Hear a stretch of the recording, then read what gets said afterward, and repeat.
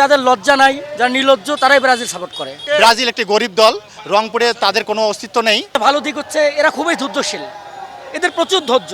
এই র্যালিতে প্রায় 10,000 লোকের সমাগম ছিল। আমরা এই আর্জেন্টিনার পক্ষ থেকে আমরা এলইডির মাধ্যমে আমরা রংপুর টাউন হল কেন্দ্রীয় শহীদ মিনার চত্বরে আমরা এলইডির মাধ্যমে আমরা খেলা দেখাচ্ছি দর্শকদেরকে, এবং সেই সঙ্গে আমরা প্রতিটি খেলা দেখাচ্ছি। আপনি জেনে রাখবেন যে ব্রাজিল একটি গরিব দল, রংপুরে তাদের কোনো অস্তিত্ব নেই, তারা এখানে এরকম খেলা দেখাইতে পারে না। এবং আমরা যারা খেলা দেখাই এবং আমরা যারা আয়োজন করেছি, আপনি জেনে রাখবেন আমরা প্রতিদিন এখানে খাওয়া দাওয়ার আয়োজন দেখি, আমরা প্রতিদিন বিরিয়ানি খাওয়া দাওয়ার আয়োজন দেখি, আমরা 5 থেকে 10 দেখছি পর্যন্ত, এবং সবাই এবং খেলা দেখে এবং খেলা উপভোগ করে। সবচেয়ে বেশি খারাপ লাগে বা দুঃখ লাগে একটা কারণে, যখন দেখি যে নিজেদের ভাই ব্রাদার ব্রাজিল করে, এটা খুবই খারাপ লাগে। আপনি জানেন কি, মনে করেন যাদের লজ্জা নাই, যারা নির্লজ্জ, তারাই ব্রাজিল সাপোর্ট করে। এই যে বিগত দিনে 7টা গোল খাইছে, তারা ভুলে গেছে। তবে এদের একটা জিনিস খুবই ভালো, সেটা হচ্ছে ভালো দিক হচ্ছে এরা খুবই ধৈর্যশীল, এদের প্রচুর ধৈর্য। এরা জানে, এরা মনে করে যে এই যে ব্রাজিল গোল দিল, এই যে ব্রাজিল জিতলো, এই যে ব্রাজিল কাপ পাবে, এই ধৈর্য নিয়ে তারা বসে আছে। তাই ব্রাজিলদের উদ্দেশ্যে বলতে চাই, ভাই আপনারা যদি নিজের দলকে কাপ নিতে দেখতে চান, তাহলে আসুন আর্জেন্টিনায় যোগদান করুন। আমরা কথা দিচ্ছি আপনাদেরকে 1 মণ দুধ কেন 2 মণ দুধ দিয়ে আপনাদেরকে গোসল করাইয়া আমাদের আর্জেন্টিনা আপনাদেরকে নিয়ে নেব সম্মানের সহিত। উন্মাদনা উচ্ছ্বাস নিয়ে আমরা আর্জেন্টাইন ভক্ত আজ রংপুরে মিলিত হয়েছি। আকাশের রং আজ আকাশী, আমরাও আজ আকাশী রঙে সেজে এসেছি। আমরা প্রত্যাশা করি পায়ের নৈপুণ্যতার মধ্য দিয়ে, খেলার শৈল্পিকতার মধ্য দিয়ে এবারের শিরোপা আর্জেন্টাইন ভক্তদের মুখে হাসি ফোটাবে বিশ্বকাপ জয়ের মধ্য দিয়ে। শুভকামনা রইল আর্জেন্টিনা।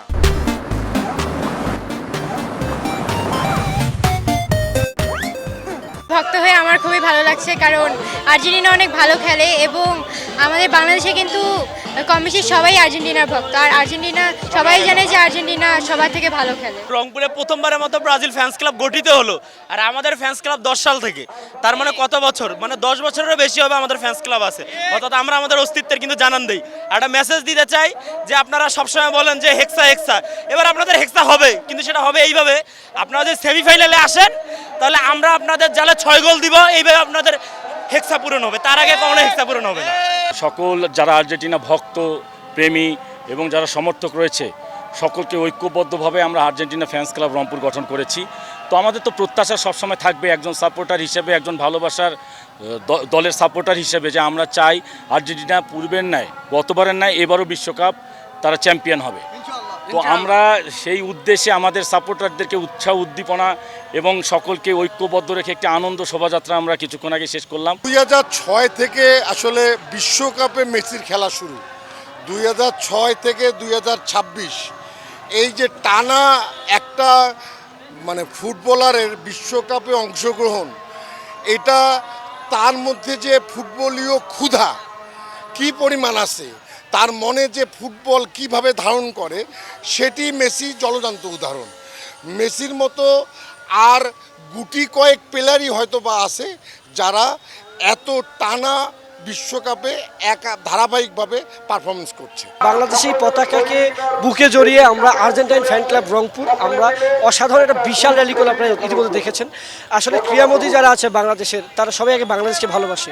সেই নিমিত্তে আমরা আজকে বাংলাদেশের পতাকা নিয়ে আমরা র্যালিতে ছিলাম, এবং আজকে এটা বিশ্বাস করি যে গত বিশ্বকাপের মতো এই বিশ্বকাপও আর্জেন্টিনা জিতবে, এবং আমরা 2026 বিশ্বকাপ বাংলাদেশের যত আর্জেন্টাইন সমর্থক তাদের ভালোবাসা নিয়ে এবারও আর্জেন্টিনা টিম ওয়ার্ল্ড কাপ জিতবে। কোনো দেশকে আসলে ছোট করে কথা বলা বা পতাকাকে অবমাননা করার আসলে প্রেক্ষাপটটা আসে না। আপনি জানবেন যে একটা পতাকার নির্দিষ্ট মাপ থাকে, বাংলাদেশের পতাকারও মাপ রয়েছে, নিশ্চয়ই আর্জেন্টিনা, ব্রাজিল বা জার্মানির পতাকারও মাপ রয়েছে।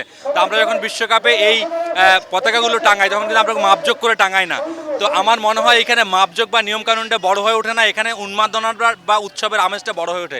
যার কারণে বড় আসরের জন্য ছোট ছোট ত্রুটিগুলো যদি আমরা না ধরি, তাহলে উৎসবটা আরও রঙিন হয়।